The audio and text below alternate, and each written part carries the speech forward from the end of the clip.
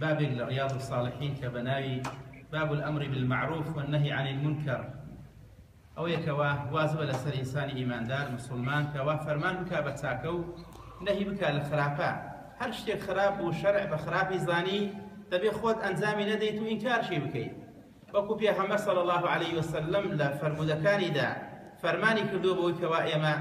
فرمان بكين بتساكا نهي بكين لخرافة وهروها وكو باس ما كنت ساچيتي أمة لودايا كوا خوي تعالى فرميت كنتم خير أمة أخرجت للناس تأمرون بالمعروف وتنهون عن المنكر بويا إما باشترين أمتان لنا أمتان لبر أويا كوا إما خوش بستان